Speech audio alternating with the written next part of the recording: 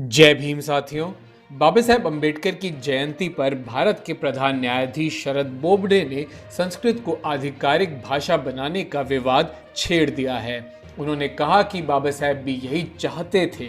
उन्होंने कहा था कि डॉक्टर अम्बेडकर ने सबसे पहले संविधान सभा में संस्कृत को देश की आधिकारिक भाषा बनाने का प्रस्ताव दिया था, पर यह पास नहीं हो सका। चलिए हम चेक करते हैं कि बाबा साहेब ने ऐसा किया था या नहीं किया, और अगर ऐसा किया भी था तो क्यों किया, क्या चाहते थे बाबा साहेब ऐसा करके। सबसे पहले देख लेते हैं कि प्रधान न्यायाधीश ने आखिर एग्जैक्टली कहा क्या। महाराष्ट्र राष्ट्रीय विधि विश्वविद्यालय MNLU नागपुर के शैक्षणिक भवन के उद्घाटन समारोह को संबोधित करते हुए न्यायाधीश बोबडे जी ने कहा कि मेरे सामने ये सवाल बार बार आता है कि अदालतों को किस भाषा में काम करना चाहिए। हमारे उच्च न्यायालयों में आधिकारिक भाषा अंग्रेजी और हिंदी है। कुछ तमिल चाहते हैं, कुछ अन्य तेलुगु चाहते हैं। मैं विनम्रता पूर्वक ये बात यहाँ रखना चाहता हूँ कि कोई भी इस विषय पर ध्यान नहीं दे रहा। डॉक्टर अंबेडकर ने हालांकि इसकी आशंका जताई थी और एक प्रस्ताव भी तैयार किया था। मुझे पता नहीं है कि क्या प्रस्ताव प्रस्तावित किया गया था। इसमें कुछ मुल्ला, पंडित और पुजारी और स्वयं डॉक्टर बाबा साहेब अम्बेडकर के हस्ताक्षर थे। प्रस्ताव ये था कि भारत संघ की आधिकारिक भाषा संस्कृत होनी चाहिए।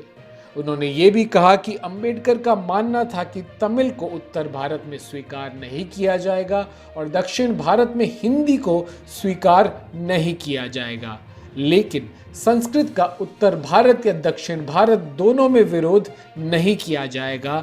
इसलिए उन्होंने ये प्रस्ताव दिया था जो सफल नहीं हुआ। अब ये बात राष्ट्रीय चर्चा में पहली बार नहीं आई है।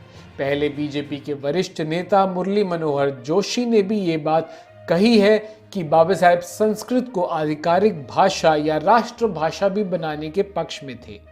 तब वरिष्ठ लेखक कांचा इलाइया ने इसकी आलोचना करते हुए कई तर्क के बिंदु दिए थे, जिसे हम आज भी बोबडे जी के बयान के उसमें दायरे में देख सकते हैं। उनके बयान की भी आलोचना वरिष्ठ लेखक कांचा इलाइया के बयान से की जा सकती है।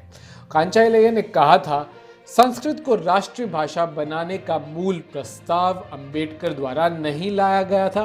प्रस्ताव एक अनुदार संस्कृत कर्मी LK मैत्र ने लाया था।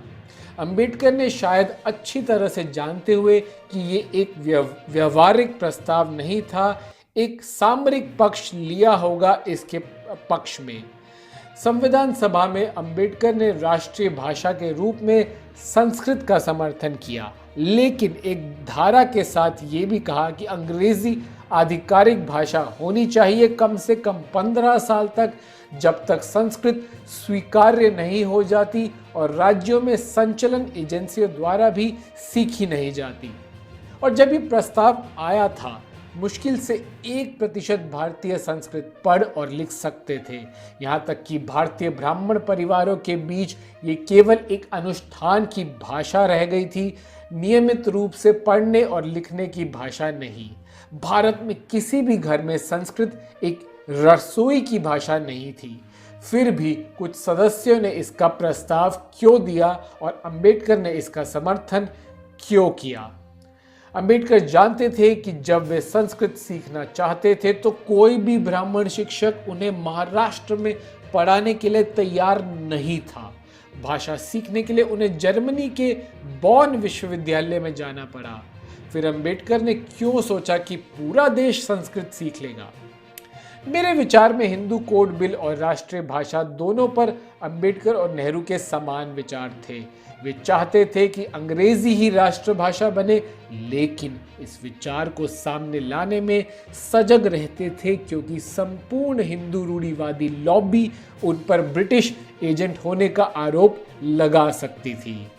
अंबेडकर भाषाई राज्यों के गठन के विरोध में थे क्योंकि उन्हें डर था कि इससे राज्यों द्वारा स्वायत्तता का दावा किया जाएगा। आज़ादी मांग सकते हैं राज्य। और एक विद्वान के रूप में जिन्होंने बहुत सजगता से यूरोपीय इतिहास का अध्ययन किया, उनका विचार था कि शायद भाषाई भावना अगर एक धार्मिक महाद्वीप में हो तो इससे कई देशों का गठन और विश्व युद्ध तक हो सकते हैं यहाँ।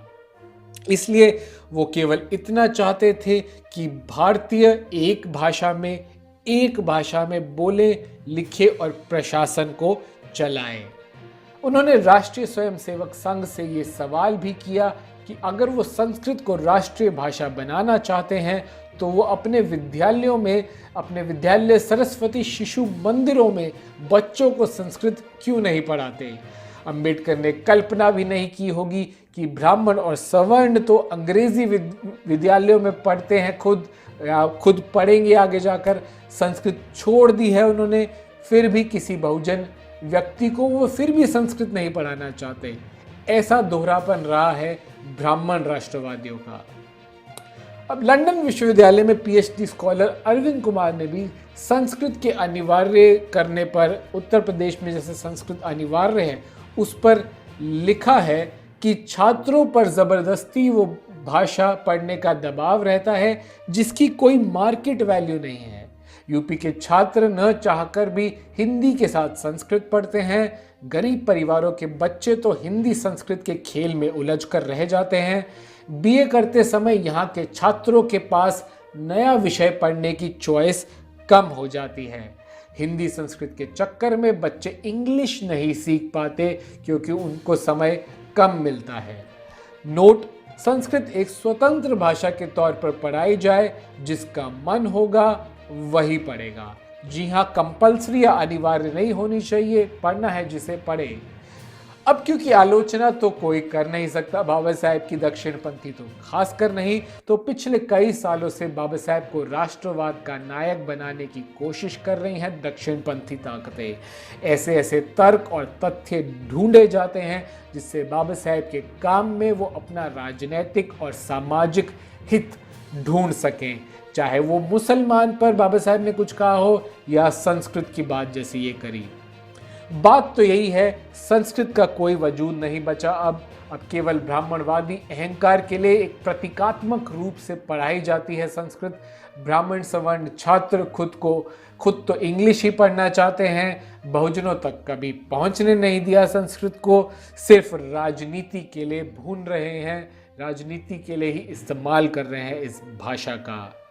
तो आप इस वीडियो को ज़्यादा से ज़्यादा शेयर कीजिए। बाबा साहेब की इस कार्य के बारे में जो संविधान सभा में एक ये इस पिटीशन के बारे में या इस याचिका जो चलाई थी उसमें साइन किया, ये जो कंट्रोवर्सी विवाद हुआ है इसके बारे में सबको ज़रूर बताइए। गलत इन्फॉर्मेशन नहीं पहुंचनी चाहिए।